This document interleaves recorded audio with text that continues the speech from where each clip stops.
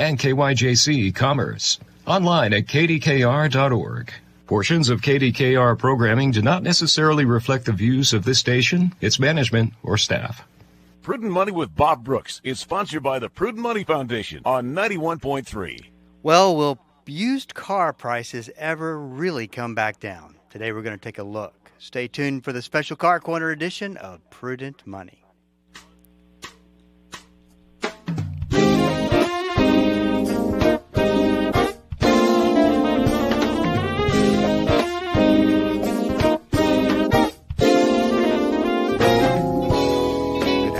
This is Bob Brooks, and you are listening to the Prudent Money Radio Show. Thank you so much for joining me today. You know I do appreciate it. Tony Joe's here, as he is every Friday, to take your Car Corner questions. We are live today. Number to call is 1-877-913-5357. 1-877-913-5357. You can also go to the website at www.prudentmoney.com. And go to the Ask Bob section and send the question in. We'll get y'all taken care of. That's all at the website, www.prudentmoney.com. 1-877-913-5357. Well, Tony Joe. Now, let me turn your mic up, Tony Joe. Hang on. There we go. Didn't do that on purpose. Or maybe every week you don't do it on purpose. So you said to me, Hey, listen, I want to open up with something. It won't be embarrassing, I promise. And I'm going to allow this, but I may regret it. Like at the beginning, the views of Bob Brooks do not reflect Tony Joe's. Okay, here's something I just thought was quite amusing this week. You know, we've had a lot of bad news this week. I just think it's enlightening to maybe bring this up because I thought it was funny. I've shared the story before, Bob. You and I have talked about how important it is to learn how to drive a stick-shift car because you never know in an emergency when you're going to need to either run somebody to the hospital or some emergency comes up and the only vehicle, as in the story that I shared many times about my son at one point, and I'll just reiterate what happened real quick. They were at an outing at the lake, and the person that drove a Jeep. It was a stick-shift car, stick-shift transmission, and he got hurt. He cut his leg really bad, and they called 911, and they were so far out in the woods that they had to get him to the main road for the ambulance, okay? And you may or may not remember this story. Anyway, they had to carry him down a long way. They had to pick him up and actually carry him. He was bleeding, and they had to meet the ambulance way down. Like, they could have jumped in the Jeep and just drove him down there, but nobody knew how to drive a stick shift. The person that owned the vehicle was the one who was injured.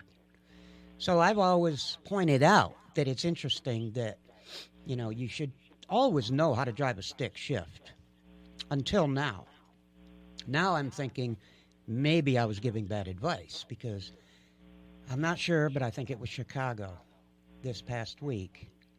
Carjackers at gunpoint pulled people out of the car, went to get in the car to hijack it, stopped, got back out, ran away. They couldn't drive a stick shift. So I just thought that was kind of interesting that, the younger people, I know stick shift cars are not as popular as they were when I was a kid, but younger people actually see them so little that they don't know how to drive one. Now, I don't know if it's a good thing or a bad thing. I just think you should know how to drive one. You should teach your kids how to drive one, but, because of the emergency situation that they could be in someday. But don't you think, though, that we're coming into a day and time where they're about to become obsolete as far as production goes? I can't even think of very many cars except for your really upper end sports car or a stick shift. I don't think that manual transmissions are ever going to go away. There are people that actually small pickups, regular pickups. I mean, certain sedan vehicles, they want a stick shift car. Manual transmissions are something you see more in less densely populated areas. In the city that we're used to, I don't know if there's much of a demand for it, but they still make them. But there is reasons why you would want a manual transmission if you lived up in, say, I don't know, Minnesota, Alaska, some of the northern states. You would, up in Canada, I'm sure there's a lot of reasons, a lot of more demand for it, is what I'm trying to say. But the hijackers not being able to drive a stick shift just saved that guy's car. I just thought that was quite amusing. 1-877-913-5357. I was just glad it wasn't one of your homemade jokes. Oh, no, this was actually a true story. My homemade jokes would be much more entertaining. Yeah, that's kind of what But I'm not allowed on the air. So let's talk a little bit about, I had a conversation with a friend of mine this morning. We were just talking about how ridiculous it is that the prices of used cars and then new cars, and there's so many dealerships that are selling these way over MSRP. And the question is, first of all, what drives all this? Well, a lot of it is supply chain issues. Those won't last forever. There will come a point where you'll get normalization in supply, and that will kind of cure that problem. But will it cure the pricing problem? Now, obviously, car dealers probably can't get away with normal supply of selling things MSRP plus. They'll have to come down to MSRP. Certainly, probably they don't necessarily have to go below MSRP. But what's interesting, though, is what they're charging for pre-owned cars. And you wonder, I was thinking back in 2008, and of course, financial crisis was going on. I had a friend who owned a dealership, and he said, he goes, if someone brings a car in and they want to trade it in, we'll only give them what I could take tomorrow and sell it at auction. Mm-hmm. I'm not taking any risk. Mm-hmm. Of course, that's way below pre-owned values and trade-in values and Kelley Blue Book and that kind of thing. But I just think we're in such a different place in time that the chances of us getting back to used car levels prior to COVID probably not going to happen. No, I agree. I'll tell you that my thinking, along with yours, is kind of on the same level. That is, you got to realize how much. Now, the chip shortage, Bob, has been a prominent factor in not being able to obtain a brand new car of your choice. However, as it gets better, you will have more vehicles on the market, more brand new vehicles on the market, which will, you would think, supply and demand, you would think that with more new vehicles on the market, that used vehicles should drop in value, simply because why would you pay $17,000 for a high-mileage used car when you can jump up to a brand-new car for $20,000 more? However, in saying that, I have realized that there is not a $20,000 difference anymore. The brand-new cars are so expensive, even with more on the market, that the used car demand is still going to remain high. And if the demand rate remains high, then the price is going to remain high. And I think, unfortunately, we have learned something, that car dealers, the manufacturers, and the general sales industry, when it comes to at least automobiles, has learned an unfortunate piece of information, and that is, if they can control the supply of brand new vehicles, then they can still obtain more money for that vehicle and keep the used car market high. Now, I'm not saying that's actually happening, but it is a reality. And I don't know how that can come to fruition or not, but I know after what I've seen with the COVID and the supply shortage, it's certainly a possibility. It wouldn't be hard to manipulate the market like other markets are manipulated. Well, you think, what it reminds me of? It reminds me of, for instance, the whole banking industry. They would all pay 0.01% on savings accounts, and when you could get higher interest rates now or someplace else. Well, today they're scared to death of everybody yanking out their savings and taking that money to someplace where they can get those higher rates. Mm-hmm. So now they're forced to raise higher rate and give a little bit more interest, whereas it never was a big problem when there wasn't any competition. It's called marketplace. Let the market decide. That's right. And that's healthy for everybody, but unfortunately we've seen all kinds of things today manipulated. So I'm not saying it's going to happen. I'm just saying keep that in the back of your mind, because I can see through the lessons that we've learned the hard way. Now we've learned some nefarious things that can be done. You know what, though? The one thing that I think as consumers that we do have going for us is that we can go to the internet. We can go to not recommending this site, but go to a site like autotrader.com, and you can filter and pull up every single car, the type that you want, all over the country. Mm-hmm. I was going to say nationwide. And now you've got 200 cars to look at, and I just wonder what kind of percentage increase you've seen in car buying, like from a distance. I have not had any personal experience with buying cars like that. However, you can see the problems that are going to come with that. Well, the pros and the cons. Okay. You're going to come out on both sides, but the cons are probably worse than the pros are good. 1-877-913-5357. This is Bob Brooks. Stick around. Be right back.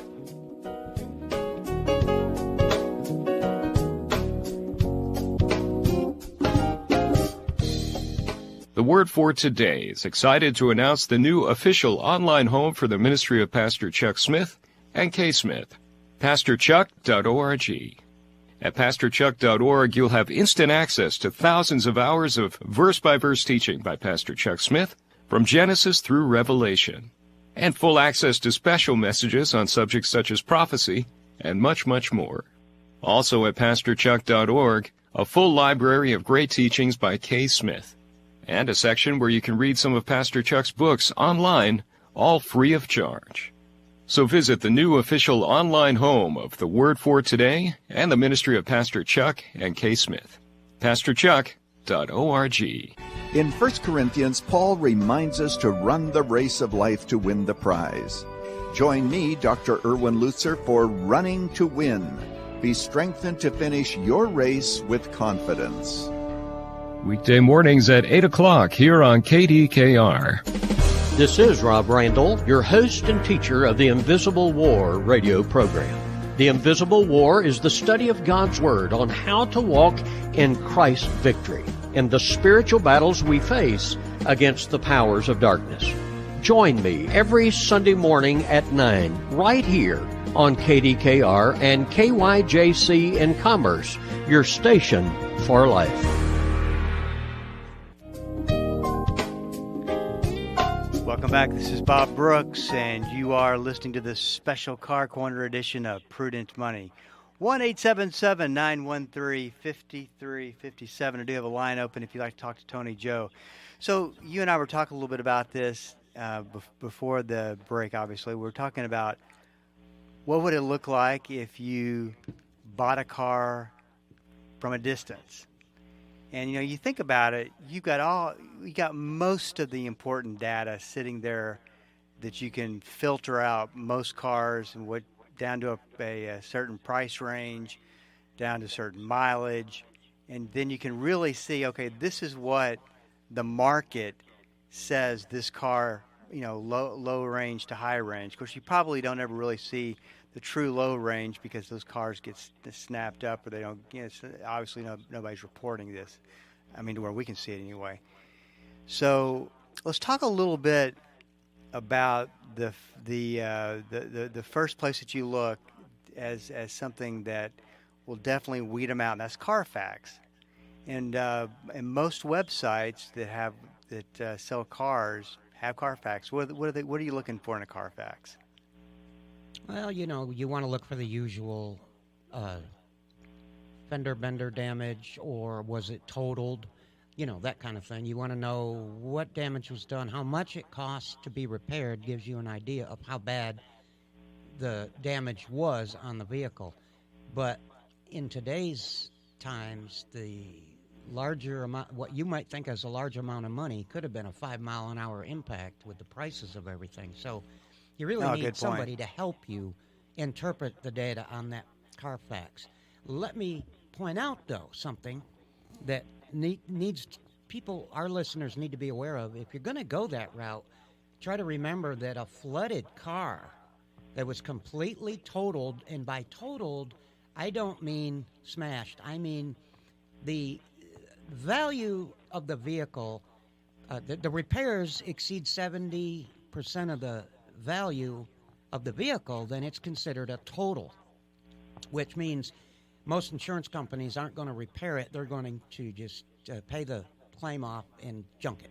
Well, those are not necessarily by law reported on a Carfax. Did you know that? Yeah, right. So you can have a flooded vehicle that was patched together by a private repair shop and sold online as you're describing, and you may not know about it. And if it's out of state, how are you going to have that inspected? Yeah, let's talk a little bit about, before we go to, the whole point to this is about getting things inspected, and talk a little bit about whether or not you should say absolutely not or check for more information when it comes to being in an accident, because there's often times that a reported accident is nothing but a fender bender, a throwaway part.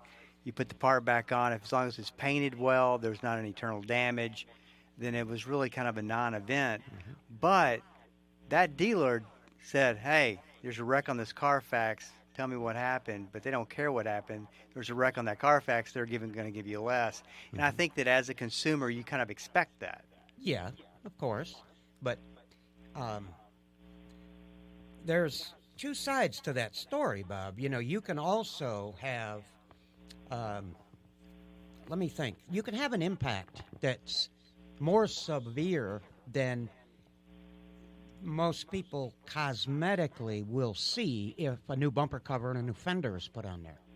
So you're looking at the car and it looks beautiful, but you don't know the undercarriage structural damage that was done, bent, not properly repaired, and patched together, and the cosmetics, the new fender and the new bumper cover, make it all look nice, and it's painted. You're buying a car that has flaws. Now, it may not have been reported on the Carfax because it was fixed without, whether there was no insurance on the vehicle or whether they didn't report it and they just paid to have it fixed. There's so many things that can happen. Inspection pre-buying inspection is so important. Not because you don't want to get, of course you don't want to get ripped off, but you may not have the ability anymore with the complications there are today. Yeah, let's talk before we get into talking about inspection of the car. Talk a little bit about the certification that comes with, the car is certified. You would think that's a good thing, and maybe it's a situation where it prompts you to say, well, it's certified, I don't need to get it checked out. But I mean, can there come a time where that really kind of blows up in your face? Well, do you know what I'm saying? You're talking about a dealer offering a certified vehicle, you mean? Right. Yeah. Well, that, Bob, is actually a pretty safe bet. The reason it's a safe bet is because the dealer wants to protect their own liability, because if they certify a vehicle and something is severely wrong that got past everybody, they will make it right because they have to. Otherwise, you can sue them for the damages or the misinformation that didn't come out. Now, certified pre-owned vehicles, that's a protection that you have. And I'm going to say right now that most good dealers will certify a vehicle, have done their due diligence and check that vehicle. Having a car inspected by a private mechanic or having a private company do car inspections, I really don't know. I'm not sure what the liability is if something got missed, like you bought it and 2 weeks later the transmission went out. I'm not sure what the liability is on that. Well, and there's the question is, could the mechanic have caught that to begin with? I mean, there's always there's things that it's a gray that area. are reasonable. That would be, that's really a gray area. You would just have to trust the inspection and kind of go with that. And if you got burned, somebody's going to get burned someday. It just can't be 100%. Okay, so let's say that I'm buying a car in California. How in the world? I'm not going to ask the car dealership to check it out. Of course not. That wouldn't be very smart. And I'm not going to ask them for an opinion of a referral. So you're sitting there and you're going, okay, I don't know California that well. California's a huge state. Where do you even begin to find somebody that is not only, I mean, you got a reputable, knowledgeable, not just going to, charge X amount of dollars and just look under the hood once and be done with it. I mean, to me, that is a daunting task. Yes, and you're bringing up such a good point. There was a company, I believe they were called Lemon Busters. I don't remember the exact name. A company that did that. Mm-hmm. Whether they're still around or not, I don't know. But, how do you approach a situation like that when you certainly aren't going to ask the dealer and you're certainly not going to ask for a referral? Now, who do you get to inspect that vehicle before you buy it that you can trust when you don't even know anybody in California? If there's a company out there that does it, which I'm sure there is, I don't know the name of it or their reputation or BBB rating, things like that. You just have to go through the rigorous attempts at trying to determine whether they're good, bad, or indifferent. But these are reasons, Bob. The reasons I don't know the answers to these because I don't believe in that. I've never really addressed how you would do it because I personally would never do it. I wouldn't buy a car online, online that I couldn't actually test drive and inspect, at least visually, myself. So I can look into all these things and I can come back with answers. I'm sure there's companies that do it. I just don't know of any. What about the idea, let's say you're buying a Honda. Mm-hmm. You don't want to involve the Honda dealership that you're buying it from, but what if you go to the Honda dealership have the car someone take the car over to a different Honda dealership, have them check it out? I guess that could be.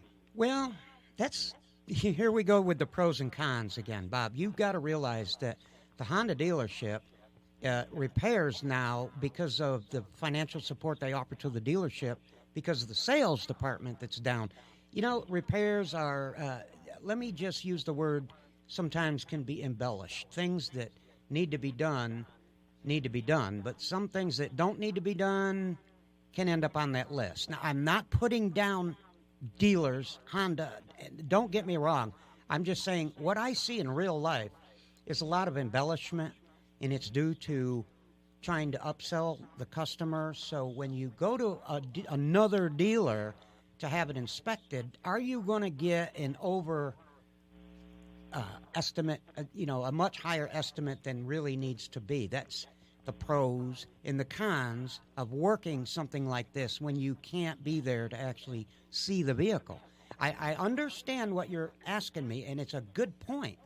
And again, I'm going back to the fact that you don't do this normally, and it's not a good idea to do it. You're taking a risk no matter how you do it.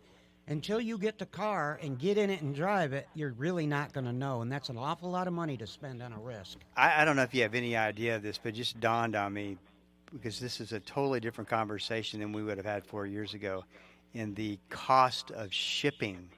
That's in this day and time.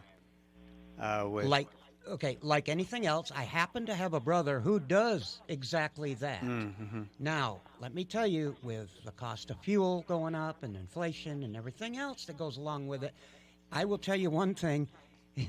It's funny to me. California is not the place to have a car shipped from. Oh, okay.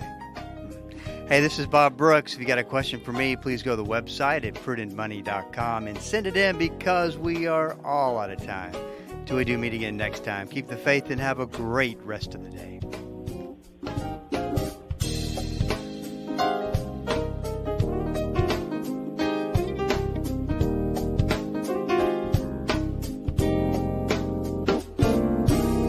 That's all the time we have for today. Questions or comments for Bob, or to find out more great information like what you've just heard, visit www.prudentmoney.com. Be sure to join Bob Brooks again for the next edition of Prudent Money.